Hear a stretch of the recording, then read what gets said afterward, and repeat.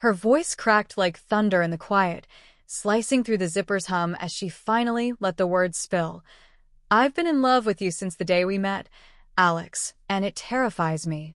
The rain hammered the canvas above us, but nothing drowned out the pounding in my chest, because in that instant, the friendship I'd clung to for years shattered, leaving only the raw truth of what we'd both hidden.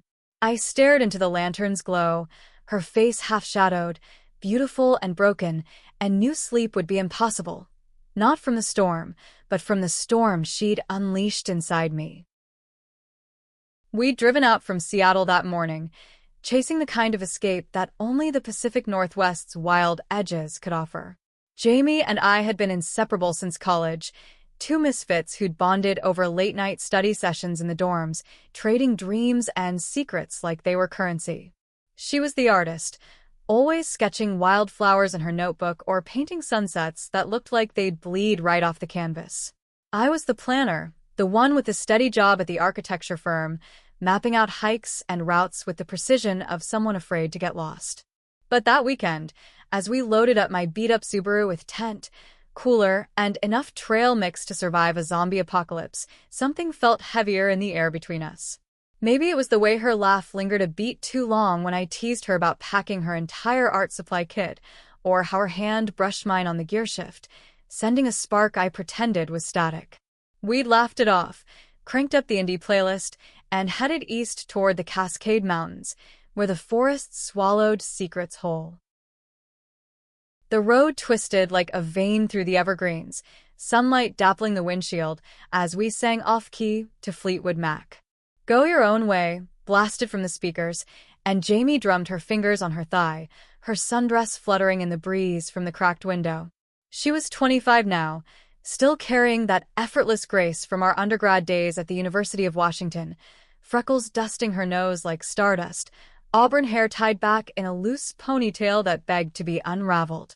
I'd always envied her ease with the world, how she could charm a barista into an extra shot of espresso or turn a rainy afternoon into an impromptu gallery of sidewalk chalk art. Me? At 28, I was all edges. Short dark hair I buzzed myself to save time, jeans that had seen better decades, and a smile I reserved for boardroom presentations. People called me reliable, but Jamie saw through that. She called me her anchor, the one who kept her from drifting too far into her own colorful chaos. By midday, we'd parked at the trailhead for what the map promised was a moderate 5-mile loop to Lake Serene. The lot was half empty, families unloading coolers and couples in matching hiking boots snapping selfies. We shouldered our packs, mine heavier with the tent poles clinking like wind chimes, and started up the path. The air smelled of pine and damp earth, the kind that clings to your skin and makes you feel alive. Jamie pointed out trillium flowers blooming white against the mossy undergrowth, her voice bubbling with excitement. "Look at these, Alex. They're like little stars fallen to earth." I snapped a photo on my phone, capturing her crouched low, eyes wide with wonder. In the frame, she looked ethereal, and for a split second, I let myself imagine what it would be like if that wonder was directed at me, not as a friend, but as something more. The thought twisted in my gut, sharp and unwelcome, so I shoved it down like always. The trail steepened after the first mile, roots snaking across the dirt like veins, forcing us to lean into each step. Sweat beaded on my forehead, and Jamie's cheeks flushed pink as she powered ahead, her pack bouncing lightly. We'd done this before. Weekend getaways to recharge, away from the grind of city life. Last summer, it was Olympic National Park, where we'd skinny dipped in a hidden cove at midnight, laughing until our sides ached. The year before, Yellowstone, dodging bison and trading ghost stories around a campfire. Those trips were our ritual, a bubble where the rest of the world, my overbearing family back in Chicago, her string of disappointing dates, faded to static. But this time, as we crested a ridge and the lake came into view, a mirror of turquoise cradled by granite peaks, I felt the bubble thinning. Jamie paused at the overlook, wind whipping her hair, and turned to me with a grin that lit her whole face. "Race you to the shore?" Before I could protest, she was off, boots crunching leaves, and I chased after her, heart racing for reasons I couldn't name. We collapsed on the pebbled beach, breathless and giggling, the water lapping at our toes. She kicked off her shoes, rolled up her pant legs, and waded in up to her knees, splashing me with a wicked laugh. "Come on, scaredy cat. It's not that cold." I joined her, the chill biting through my jeans, but her joy was infectious. We skipped stones across the surface, her skipping 4 times, mine a pathetic 2, until the sun dipped lower, painting the peaks in gold and shadow. That's when she grew quiet, staring out at the horizon where the water met the sky. "You ever wonder if we're just stuck?" she asked, her voice soft, almost lost in the wind. I tossed another pebble, watching the ripples spread. "Stuck how?" She shrugged, hugging her arms around herself. "Like in this loop. Work, weekends, repeat. What if there's more? What if we're missing it?" Her eyes met mine then, searching, and I wanted to say, "You're the more I've been chasing," but instead I bumped her shoulder. "Then we find it. Together." She smiled, but it didn't reach her eyes, and as we hiked the loop back to the car, that unease settled like fog. Dusk was falling by the time we reached the campsite, a secluded spot off the main road in the empty Bakersnoqualmie National Forest. I'd reserved it months ago, drawn to the promise of isolation. No cell service, just the rustle of leaves and the distant hoot of owls. We worked in tandem setting up. I hammered stakes into the soft ground while she strung fairy lights from the trees, their warm glow chasing away the encroaching dark. The tent went up smooth, a 2-person dome that suddenly felt too intimate as we crawled inside to unroll our sleeping bags side by side. Dinner was simple, veggie burgers grilled over the fire pit, s'mores for dessert that left chocolate smeared on her chin. I wiped it away with my thumb before I could stop myself, our gazes locking for a heartbeat too long. "Messy eater," I teased, but my voice came out husky, and she blushed, looking away. As night deepened, we sat by the fire, flames crackling like old bones, sharing a flask of whiskey she'd snuck in. The stars wheeled overhead, a blanket of diamonds against the black, and Jamie leaned her head on my shoulder, her hair tickling my neck. "Remember that party freshman year? When we ditched the frat boys and ended up on the roof, talking till sunrise?" I nodded, the memory flooding back, her vulnerability that night. Confessing her parents' divorce had left her feeling unmoored. I'd held her hand then, platonic comfort, but now the weight of her against me stirred something deeper, a longing I'd buried under layers of denial. "You saved me that night, Alex. You always do." Her words hung there, heavy with subtext, and I swallowed hard, the whiskey burning less than the truth clawing at my throat. The storm hit without warning, a low rumble building to a roar as fat raindrops pelted the leaves. We scrambled to douse the fire, laughing at our soggy haste, and dove into the tent just as the sky unleashed. Zipper sealed, world shut out, we huddled in our sleeping bags, the patter turning to a relentless drum. Lightning flashed through the mesh window, illuminating her face in stark relief, eyes wide, lips parted. "Scared?" I asked, trying for levity. She shook her head, but scooted closer, our shoulders touching. "Not of the storm. Of everything else." The air thickened, charged like the clouds outside, and that's when it came. The confession that upended everything. "I've been in love with you since the day we met, Alex, and it terrifies me." I froze, the words echoing in the confined space, her breath warm on my cheek. "Love? From Jamie?"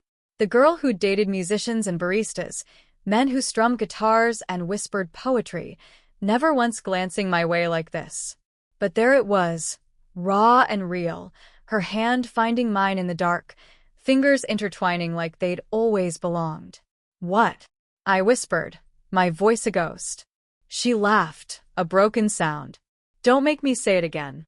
God, I've rehearsed this 1,000 times, on runs, in the shower, staring at my ceiling at 3 a.m. You're my best friend, my constant, and somewhere along the line, it turned into this ache I can't ignore. Thunder boomed, shaking the tent, but I barely heard it. My mind raced back through the years. The way she'd linger after hugs, our sketches of us always captured me softer than I saw myself. The canceled dates she'd brush off with no one measures up. Why now? I managed, heart hammering. She shifted, propping on an elbow, her silhouette close enough to feel the heat radiating from her skin. Because I'm tired of pretending. Last week, when you told me about that guy from work asking you out, it gutted me. You're supposed to be mine, Alex. Not his, not anyone's, but... Her voice trailed, vulnerability cracking through. I thought of Mark, the bland accountant who'd cornered me at the coffee machine, his invitation polite but uninspired. I'd said yes out of habit, a shield against the what-ifs about her. But now, with rain sluicing down the nylon walls, those shields crumbled. Jamie, The words stuck, fear coiling tight. What if this ruined us? What if I was wrong, reading too much into late-night texts and shared silences? She waited, breath held, and in that pause, memories flooded. Our first road trip to Portland, belting show tunes in the car, the time she nursed me through flu season with soup and bad movies, the quiet mornings in her apartment, coffee brewing as sunlight slanted across her bed. I'd loved her then, in fragments, but never dared name it. Lesbian? Me? The label felt foreign, a word for other people, bold women in pride parades, not the straight-laced architect from a conservative Midwest family who'd never even kissed a girl. But here, in the storm's embrace, labels dissolved. I think I felt it too. I admitted, the confession tasting like freedom. Her gasp was soft, then her lips were on mine. Tentative at first, a brush of warmth, then deepening as hands explored, pulling me closer. The kiss was everything and nothing like I'd imagined, soft yet urgent, tasting of whiskey and rain-dampened longing. Her fingers threaded through my hair, tugging gently, while mine traced the curve of her waist, bunching the fabric of her shirt. We broke apart gasping, foreheads pressed together, the world reduced to the sync of our breaths. "Is this real?" she murmured, a smile trembling on her lips. I nodded, tracing her jaw with my thumb. Real as the storm. Laughter bubbled up then, nervous and joyous, as we tangled further, the sleeping bags twisting around us like vines. Outside, the tempest raged, but inside, a different fire kindled, slow burning, inevitable. Dawn crept in gray and hesitant, the rain tapering to a drizzle that pattered like applause. I woke first, her head pillowed on my chest, auburn strands fanned across my collarbone. For a moment, panic flickered. What now? The morning light would bring clarity, or regret, but as she stirred, blinking up at me with sleepy green eyes, peace settled. "Morning," she whispered, stretching like a cat, her leg hooking over mine. We lay there, trading lazy kisses and whispers, the tent a cocoon holding us safe from the unraveling world. But reality waited beyond the zipper. Jobs, families, the uncharted terrain of us. We emerged to a forest reborn, mist curling through the trees like smoke from a lover's cigarette. The lake we'd hiked past yesterday shimmered anew, calling us back. Over instant coffee brewed on the camp stove, we talked, not the frantic confessions of night, but the practicalities. "What do we tell people?" she asked, stirring her mug, steam rising like questions. I shrugged, leaning against the car. The truth?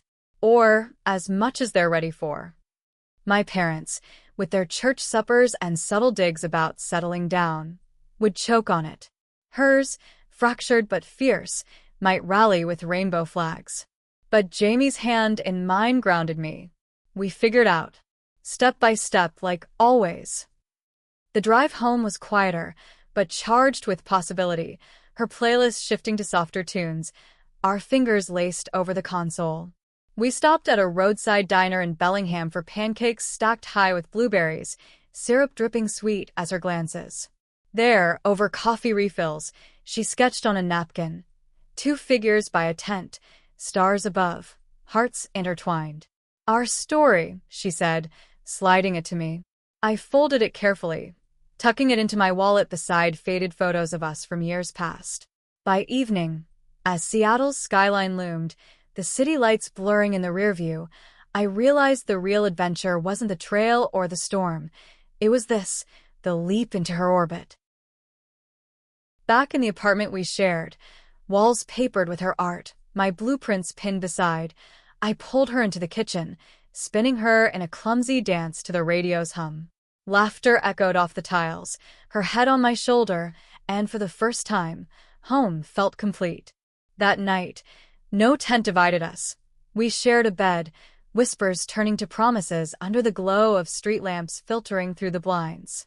"I love you," I said into the dark, and she echoed it back, a vow sealed in the quiet hours.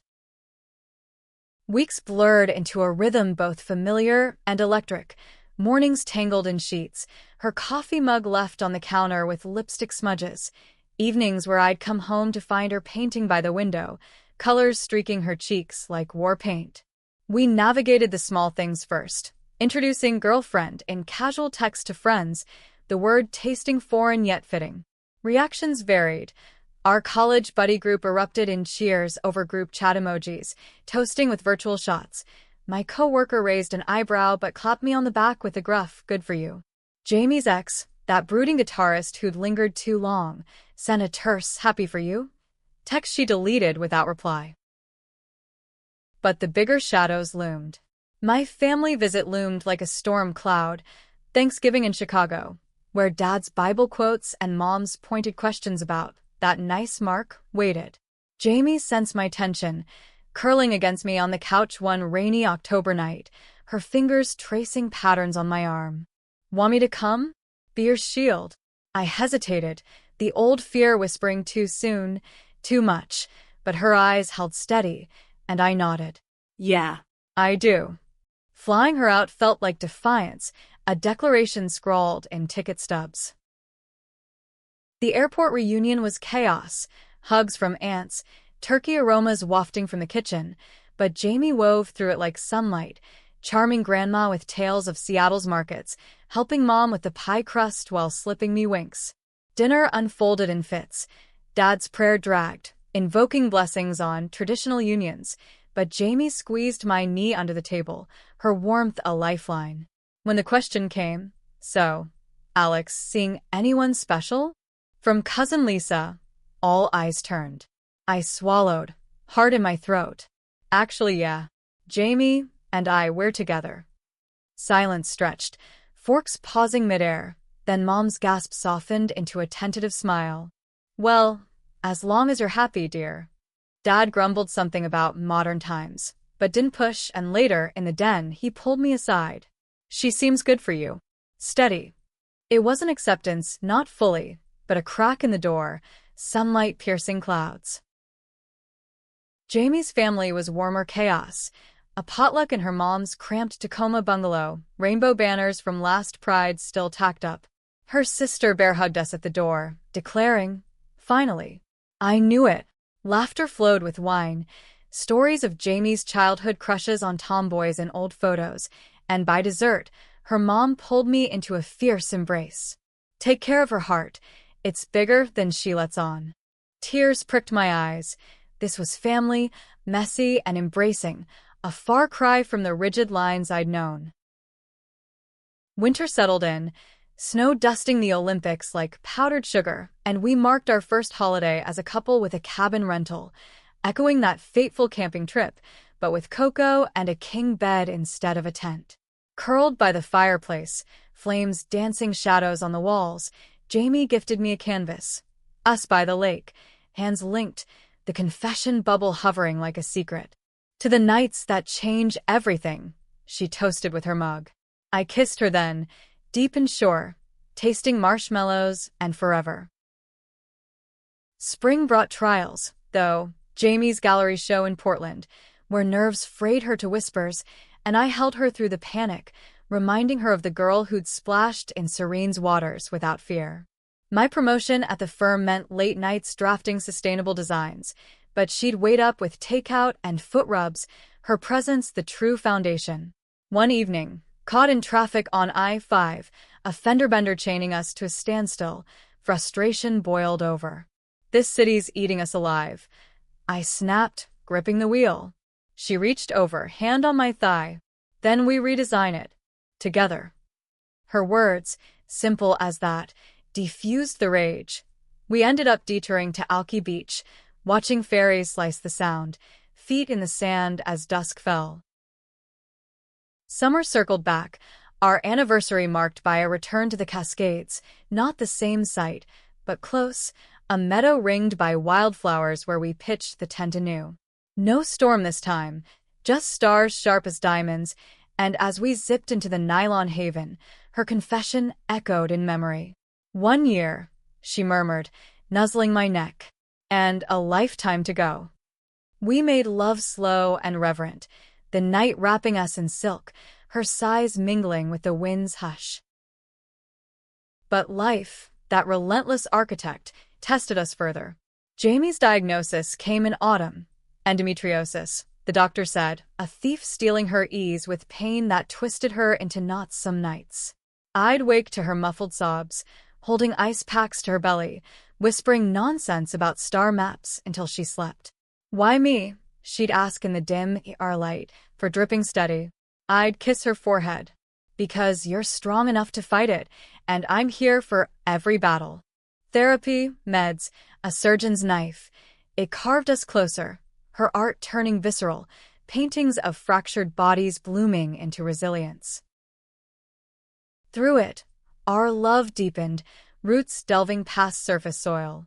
Friends drifted, some uncomfortable with the shift, but truer ones stayed, toasting at our low-key commitment ceremony on a rainy beach, vows exchanged under umbrellas, rings simple silver bands etched with confessed in the dark.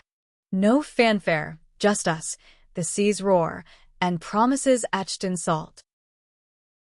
Years folded like accordions, my firm partnering on green builds across the sound, Jamie's murals gracing community centers, our home aloft overlooking the market, walls alive with color.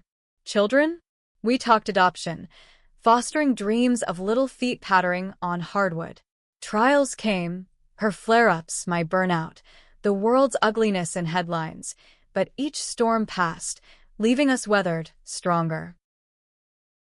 On our 10th anniversary, we returned to Lake Serene, packs light, tent familiar as skin.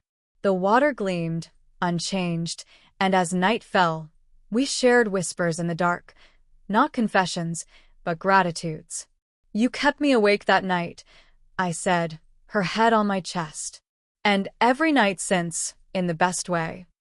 She smiled, fingers tracing my ring. To more dawns, love.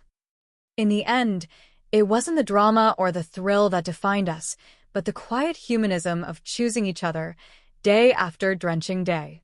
Love, we'd learned, wasn't a spark in the storm. It was the steady flame we tended, illuminating the path home.